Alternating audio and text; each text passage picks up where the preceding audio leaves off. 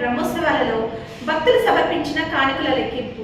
కీసరగుట్టలో ఈ నెల 13వ తేదీ నుండి 18వ తేదీ వరకు జరిగిన మహాశివరాత్రి బ్రహ్మోత్సవాలలో భక్తులు కానుకలుగా సమర్పించిన హుండీ ఆదాయం గురువారం దేవాదాయ ఉన్నతాధికారుల సమక్షంలో పోలీసు బందోబస్తు మధ్య లెక్కించారు. హుండీ ద్వారా వచ్చిన ఆదాయం 28,36,837. అభిషేకం ద్వారా వచ్చిన ఆదాయం 6,23,700. స్వామివారి కళ్యాణం ద్వారా వచ్చిన ఆదాయం 50,785. ప్రత్యేక దర్శనాలు, అభిషేకాలు, వివిధ సేవల ద్వారా 27,27,500. ప్రసాదాల విక్రయాల ద్వారా 27,08,840. ఆన్లైన్ పూజల ద్వారా 3,23,100. మొత్తంగాను 92,70,762 రూపాయల ఆదాయం సమకూరిందని ఆలయ చైర్మన్ తటాకం వెంకటేష్ శర్మ, ఈవో కట్టా సుధాకర్ రెడ్డి తెలిపారు. హుండీ లెక్కింపులో ఆలయ సిబ్బంది, అర్చక బృందం, స్వచ్ఛంద సంస్థల సభ్యులు పాల్గొన్నారు.